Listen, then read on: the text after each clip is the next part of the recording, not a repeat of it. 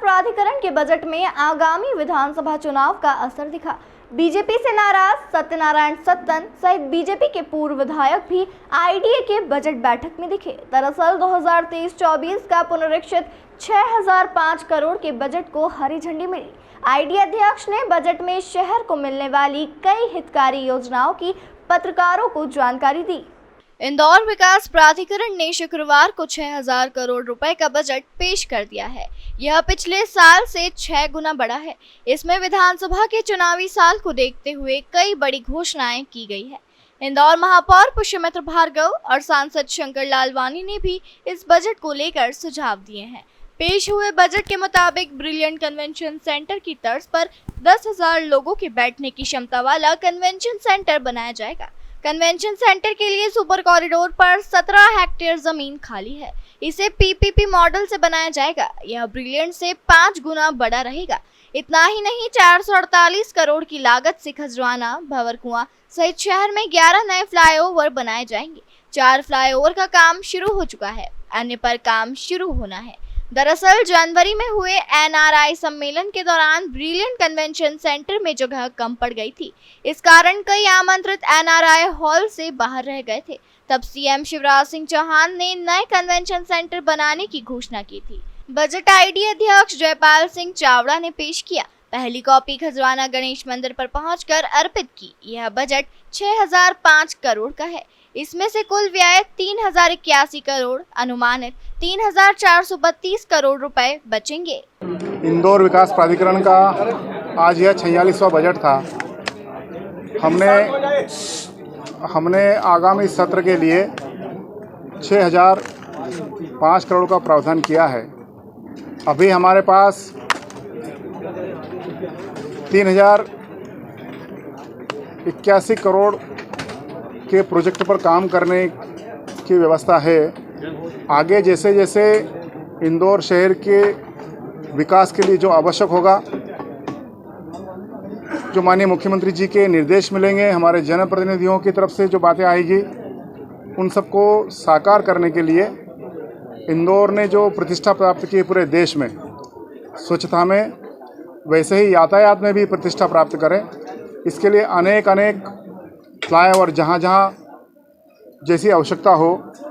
पिछले दिनों एक सर्वे में करीब 100 से ऊपर ऐसे स्थान चिन्हित किए थे एक एजेंसी ने, जहाँ फ्लाईओवर की आवश्यकता महसूस की गई थी। हम धीरे धीरे उस तरफ बढ़ रहे हैं। आज हमने 13 फ्लाईओवर, पहले हमारे पास 11 का प्रावधान था, 2 और उसमें बढ़े हैं, और पूरे शहर में और जहाँ पर मास्टर प्लान की सड़कें हैं, जिनका काम किसी कारण से रुका हुआ था, उसके लिए 100 करोड़ का प्रावधान किया है कि हम वो सड़कें एक सत्र में पूरी बना करके, आगामी सत्र में बना करके और पूरा करेंगे। साथ ही साथ अनेक काम जो पिछले कई दिनों से रन कर रहे थे, जैसे स्विमिंग पूल है, ऑडिटोरियम है, इन सबको भी आने वाले 3-4 माह के अंदर, पिछले वर्ष भर में उनका काम चल रहा है। और वो नियमित जो एजेंसी काम कर रही है, उसकी जो अपनी टाइम लिमिट है, उसमें हम पूरा करके 2-3 महीने में स्विमिंग पूल और ऑडिटोरियम इसको लोकार्पित करेंगे। शहर की यातायात में जो हमारे अंतर्राज्यीय बस स्टैंड बने हैं, उनमें नायता मुंडला ये पूर्ण हो चुका है, उसका लोकार्पण करेंगे। 15 जुलाई के पूर्व MR10 पर जो हमारा ISBT है, उसका भी काम पूरा हो चुका होगा, उसको भी हम पूर्ण करेंगे। ऐसे अनेक काम हैं जो पिछले बजट में हमने लिए थे, वो आने वाली सत्र में पूरे होंगे। अभी एक विकास की प्रगति और इंदौर के प्रथम नागरिक महापौर जी, भाजपा के सबके वरिष्ठतम मध्य प्रदेश के वरिष्ठ नेता सदैव संदर जी को जी, भारतीय जनता पार्टी जिनके नेतृत्व में काम करती है। आईडीए द्वारा शहर के चारों तरफ लगभग 108 किलोमीटर लंबाई में ग्रीन रिंग रोड का निर्माण किया जाएगा। इसके लिए 79 गांवों को मास्टर प्लान में लाने के लिए पहल की जाएगी। 13 करोड़ रुपए में ऑडिटोरियम भी बनेगा। काम जून से शुरू होगा। वहीं इंटरनेशनल लेवल के स्विमिंग पूल 13.5 करोड़ रुपए में बनेंगे। इसका काम भी जून से शुरू करने का दावा आईडीए ने किया है। 22 एकड़ में 450 करोड़ की लागत से स्टार्टअप पार्क बनेगा। आईडीए द्वारा 1000 गरीबों के लिए सस्ते प्लॉट की स्कीम लाई जाएगी। स्कीम नंबर 34 में सीनियर सिटीजन के लिए आवासीय कॉम्प्लेक्स में 32 फ्लैट रहेंगे। 60 साल से ऊपर वालों को ही फ्री में ये फ्लैट्स मिलेंगे। सीनियर सिटीजन कॉम्प्लेक्स स्टार चौराहे के पास बन रहा है। इसमें फिसलन रहित फर्श, फिजियोथेरेपी कक्ष, 24 घंटे एम्बुलेंस सेवा, बहुउद्देशीय हॉल, चौड़ी बैठक एवं परिसर रहेगा। ये अपने आप में इंदौर में नया प्रयोग है। शहर में 448 करोड़ से 11 फ्लाईओवर भी आईडीए द्वारा बनाए जाने हैं, जिसमें से 4 फ्लाईओवर का कार्य जारी है। आईडीए ने अपने बजट में इंदौर शहर को यातायात में सुधार को लेकर भी प्लानिंग की। इसके तहत इंदौर स्मार्ट सिटी क्षेत्र में सड़क निर्माण का कार्य तेज गति से किया जाएगा। कुल मिलाकर इंदौर विकास प्राधिकरण के बजट में 2023 में होने वाले विधानसभा चुनाव का असर साफ तौर पर देखा गया। इंदौर विकास प्राधिकरण के बजट में भारतीय जनता पार्टी ने अपने नाराज वरिष्ठ नेता व पूर्व विधायक को साधने का काम भी किया। कुछ दिनों पहले बीजेपी के वरिष्ठ नेता सत्यनारायण सत्तन के बयान के बाद बीजेपी में उठे नाराज नेता व कार्यकर्ताओं को साधने की कवायद भी देखने को मिली। बीजेपी के वरिष्ठ नेता सत्यनारायण सत्तन सहित बीजेपी के पूर्व विधायकों को भी आईडीए बजट में स्थान दिया गया। इंदौर से द नेशन टाइम्स की रिपोर्ट। इंदौर विकास प्राधिकरण की एक निश्चित अपनी कार्यशैली है। हमारा मुख्य जो काम है वो अधोसंरचना का निर्माण करना है। वो तो हम प्राथमिकता के आधार पर कर रहे हैं। पूरे प्रदेश में सर्वाधिक टीपीएस बनाने वाला यदि कोई प्राधिकरण है तो वो इंदौर विकास प्राधिकरण है। किसी प्रदेश में 2 से ज़्यादा टीपीएस नहीं बन पाई है। हमने 7 टीपीएस बना दी है और आने वाले सत्र में 6 टीपीएस हमारे प्रस्ताव में है। 6 टीपीएस और हम बनाएंगे। उद्देश्य ये है कि शहर इंदौर जिस गति से बढ़ रहा है तो हम सुनियोजित तरीके से वो बढ़ सके, पहले से हम प्लान कर सके, जिससे इसकी बसावट ऐसी हो कि कोई भी व्यक्ति यदि वो यहाँ आए तो उसको लगे कि इंदौर सबसे हट के रहे। प्राधिकरण ये भूमिका में निभा रहा है और मुझे लग रहा है कि हम इसमें सफल होंगे। सरकार के प्रावधान कर रहा है और लगातार सुझाव लेकर कर रहे हैं। ये सतत प्रक्रिया चलती रहेगी। मैं सोचता हूँ कि आगे आप सबके ध्यान में भी कोई बातें ऐसी आती हो जिसको हम कर सके तो मुझे लग रहा है कि आपका सहयोग होगा।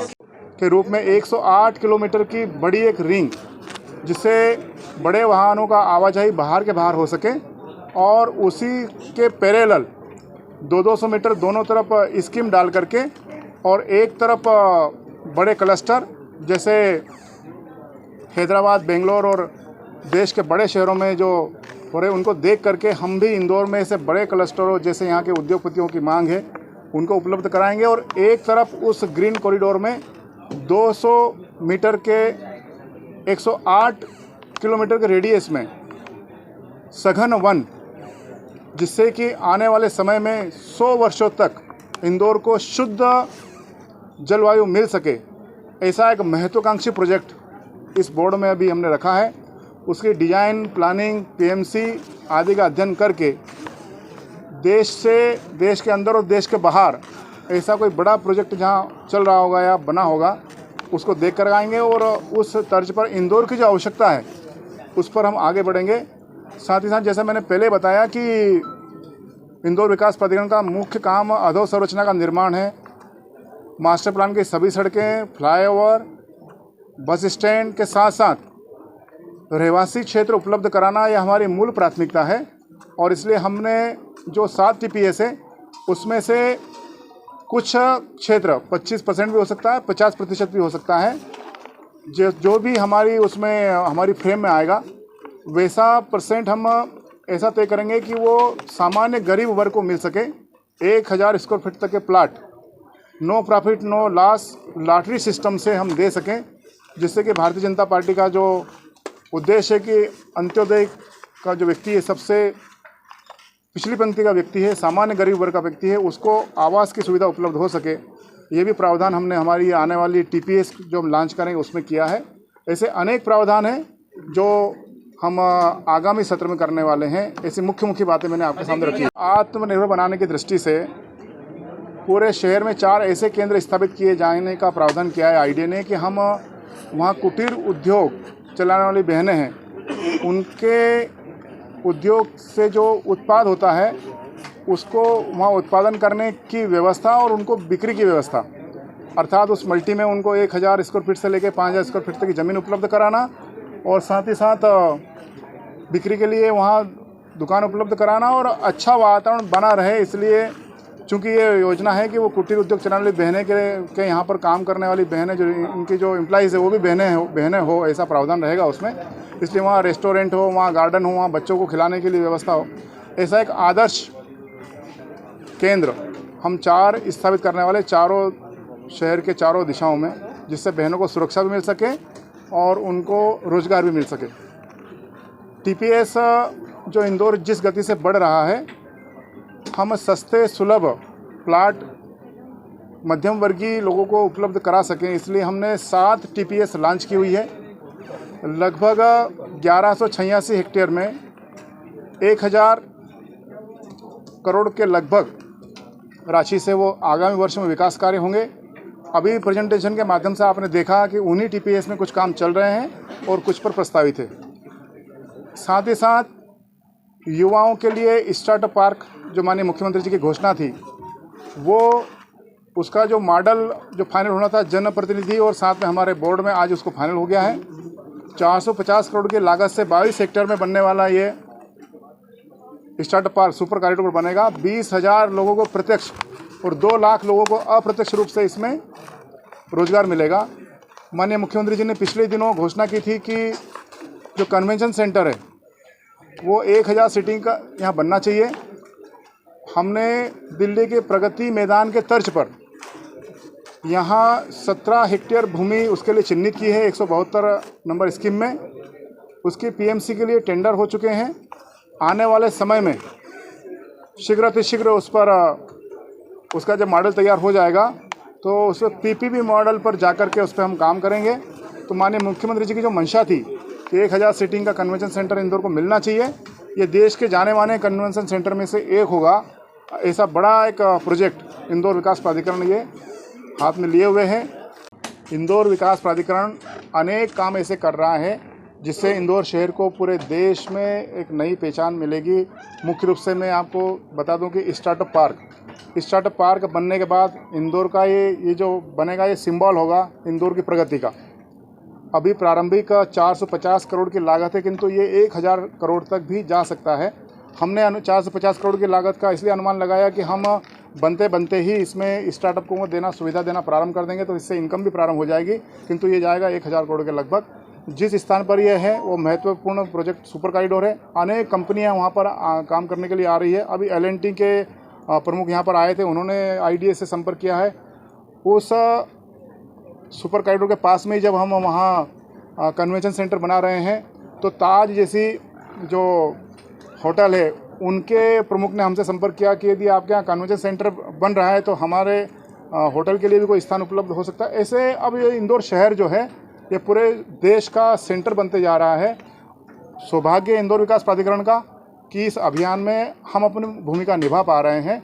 मुझे लग रहा है कि आने वाले 10 वर्षों में, जैसे मुख्यमंत्री जी का कहना है कि देश के बड़े बड़े शहरों को इंदौर पीछे छोड़ेगा, निश्चित ही ये कथन का सत्य होने वाला है।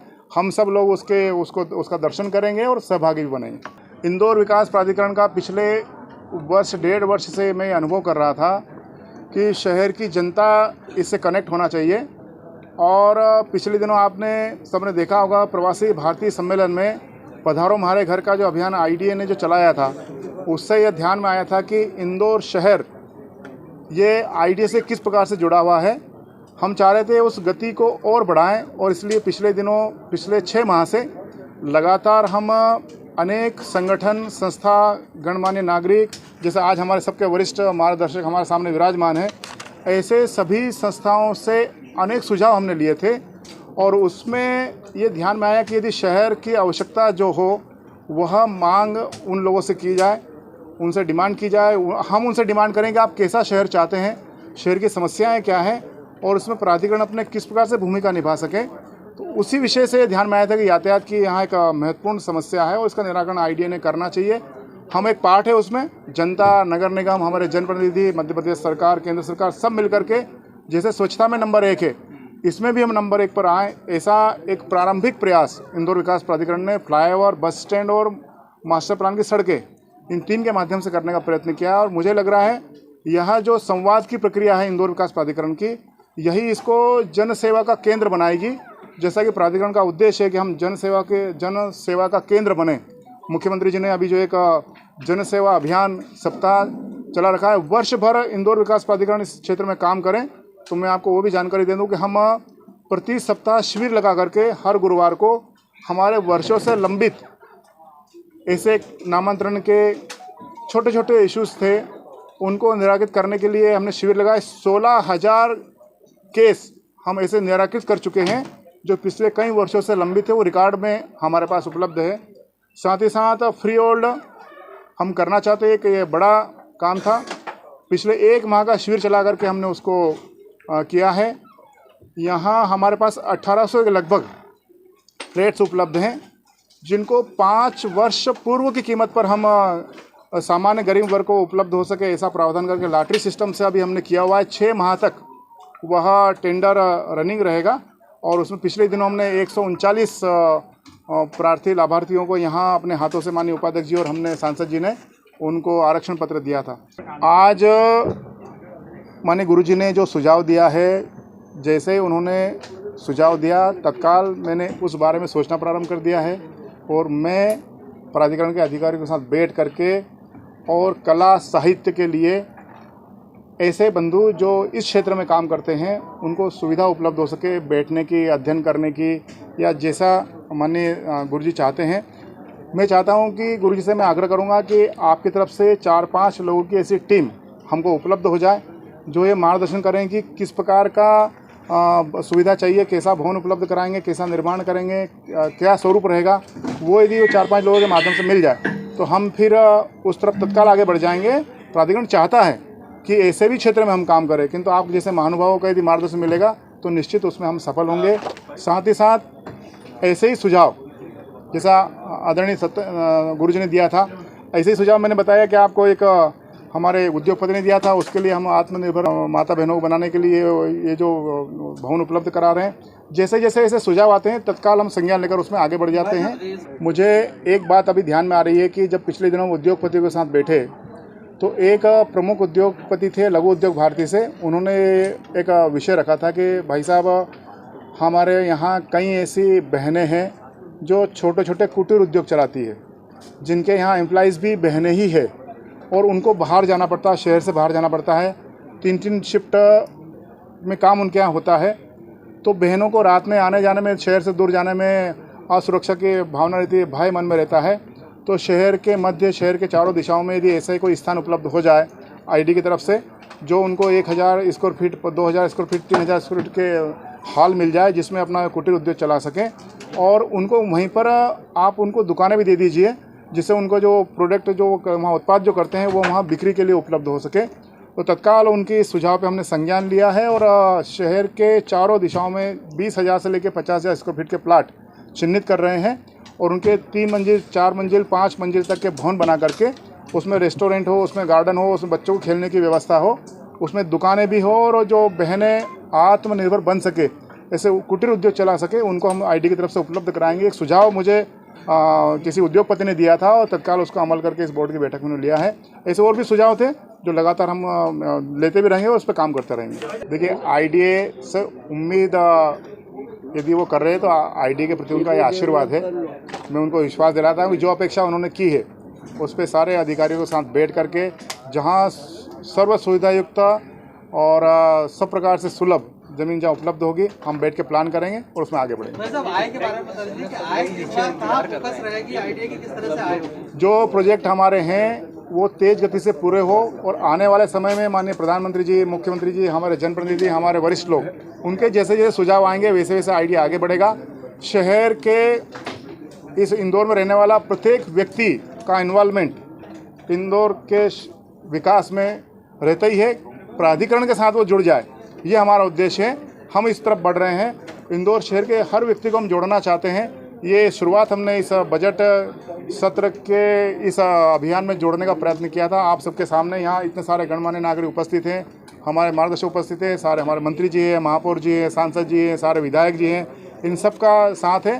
तो मुझे लग रहा है कि पूरा शहर का साथ है और वो ये साथ निभा करके इस इंदौर को देश का सर्वश्रेष्ठ शहर बनाएंगे। बहुत बहुत धन्यवाद।